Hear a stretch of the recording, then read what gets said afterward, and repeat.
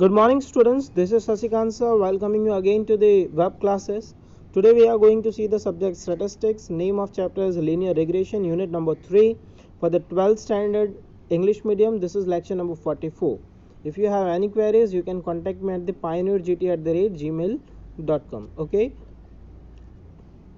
सो आज का टॉपिक है हमारा चैप्टर 3 में कोएफिशिएंट ऑफ डिटर्मिनेशन कैसे फाइंड करते हैं. तो पहले मैं आपको एक ब्रीफ इंट्रोडक्शन दे देता हूं कि कोएफिशिएंट ऑफ डिटर्मिनेशन का मतलब क्या है. So coefficient of determination means R square. अब ये आर स्क्वायर कौन सा है, तो चैप्टर 2 में हमने फाइंड किया था कोर रिलेशन कोएफिशिएंट मतलब स्मॉल आर.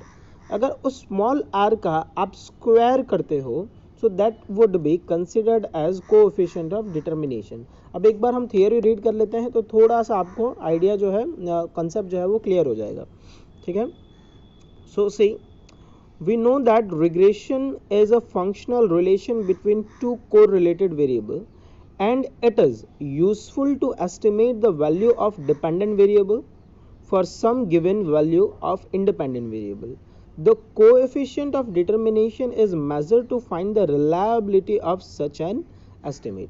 कि मतलब हम जो estimate find करते हैं वो कितना reliable है, उसकी reliability अगर टेस्ट करनी है तो हमें क्या फाइंड करना होगा, कोएफिशिएंट ऑफ डिटर्मिनेशन.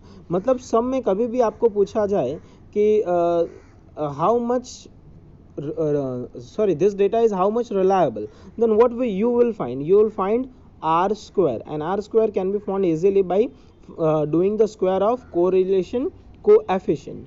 आगे चलते हैं. Suppose the regression line y on x is y cap is equal a plus bx, then the square of the correlation coefficient between observed value of dependent variable y obtained from the observation and its estimated value y cap which are obtained from the regression line is called coefficient of determination. It is denoted by r square. So that is the definition of it.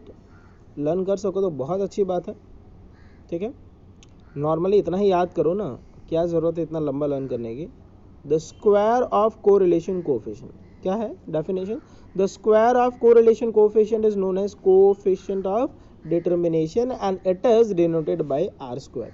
Since the R square is the capital R square is equal to the small r square, we can say that the reliability of an estimate of a dependent variable y largely depends on the correlation coefficient r between two variable x and y. ठीक है.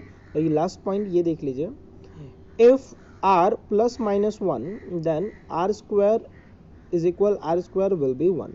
कहने का मतलब क्या है कि जो small r है वो मे बी नेगेटिव, बट अगर आप उसका स्क्वायर करोगे तो दैट वुड बी क्या, positive.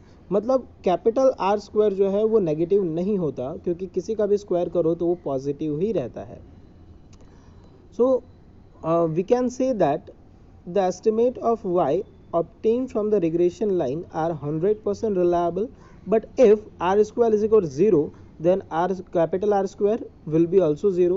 There is no linear correlation between x and y, so we can say that the estimate of y obtained from the regression line are not reliable. मतलब अगर r square का answer perfect 1 है तो वो 100% reliable है, और अगर r का आंसर जो है 0 के पास में है या 0 है तो वो रिलायबल नहीं है. ओके. अब चलते हैं ये कैसे फाइंड किया जाता है. So that can be found by just squaring the correlation coefficient. ये आप जानते हो, ये सारा लर्न नहीं करोगे दैट वुड बी ओके. अब इसका सिर्फ एक सम आज के दिन हम देखने वाले हैं, उससे आपका फंडामेंटल जो डाउट है वो सारा क्लियर हो जाएगा. देखिए, that is illustration number 13 I have taken from the book. I am reading the illustration. The following table shows the experience of technician in years employed at various companies and their monthly salary in 1000 rupees. Experience are given 12, 8, 16, 25, 14 and 10, and the monthly salary is given 12, 15, 25, 30, 12, 24 and 20. सो यहाँ पर आप correlation coefficient क्या find करना है वो आपको कैसे पता चलेगा. तो last line, calculate the coefficient of determination, मतलब आर स्क्वायर आपको फाइंड करना है. ठीक है.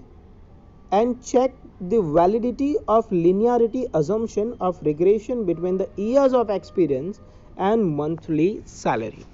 तो देखिए यहाँ करना क्या है, कौन सा फॉर्मूला अप्लाई करोगे that is up to you, क्योंकि आर फाइंड करने के लिए you can apply any formula. Okay, अब आर आप फाइंड कर रहे हो तो नॉर्मली मैंने कहा था if the values are below 30, if the values are below 30 then you can directly go for the formula n is equal sigma xy minus sigma x into sigma y.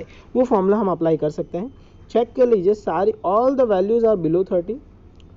ठीक है, फिर भी फॉर्मेलिटी के लिए हम एक्स बार find कर लेते हैं. तो एक्स बार और वाई बार हमने फाइंड किया, that is X bar is 12.14 and Y bar is 21.14. How to find X bar, that is very simple, just do the total of it. The total of it is 85 and the total of y is 148. आपको करना क्या है, that 85 divided by 7. How 7? So 1 2 3 4 5 6 7. So 7 values are given, divided by 7, that would be 12.14, and similarly 148 divided by 7, it would be 21.14. So without wasting any further time, let's begin. तो आप x, ये जो है यहाँ से यहाँ तक मैंने सिर्फ क्वेश्चन ही लिखा हुआ है, so not to be worry about it. जैसे कि मैंने बताया कि हम कौन सा फॉर्मूला अप्लाई करने वाला है, so we are going to apply this formula.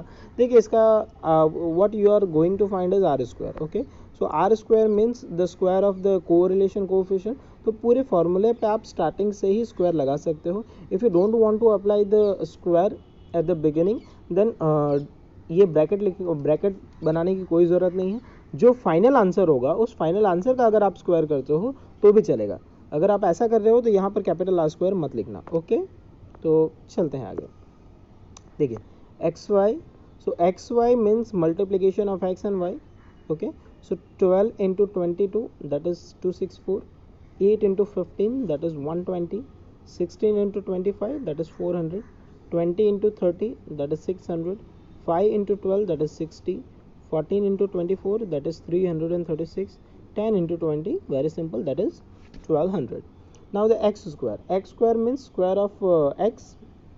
So see square of 12 144, square of 8 that is 64, square of 16 256, square of 20 400, square of 5 that is 25, square of 14 196, square of 10 very simple that is 100.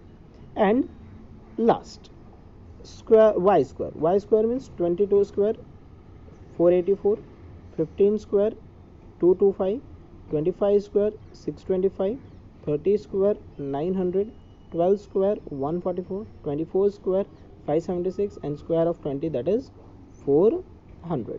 Okay, इतना हो जाने के बाद आपको सबका total चाहिए. Total आपने already, इन दोनों का तो टोटल हमारे पास था ही. एक्स वाई का टोटल है 1980, 1185 and the last is 354 I think, sorry, yeah 3354.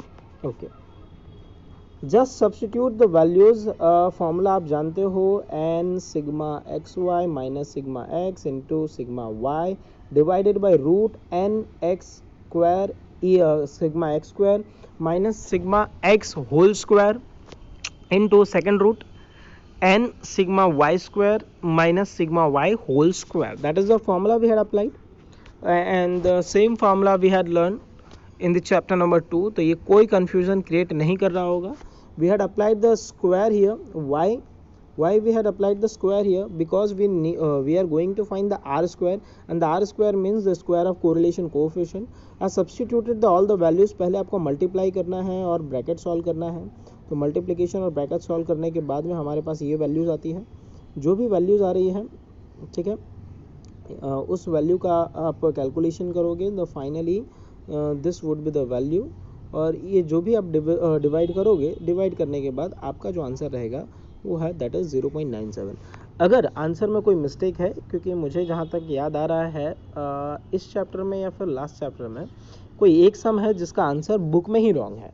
तो अगर आपका आंसर कुछ और आ रहा हो तो एक बार और वेरीफाई कर लेना और मुझसे कंफर्म करवा लेना. Okay, so the finally the value is the R square is nearer to 1, है ना, एक के पास में है, आप देख सकते हो. So we can say that linearity assumption of regression between the years of experience and the monthly salary is valid. तो आज के लिए इतना ही, कोई होमवर्क मेरी तरफ से नहीं है ज़्यादा. इलस्ट्रेशन नंबर 13 आपको करना है, क्योंकि अगर मैंने होमवर्क दिया तो ये चैप्टर पूरा ही आपके होमवर्क में आने वाला है. So thank you for now. Stay home and stay safe.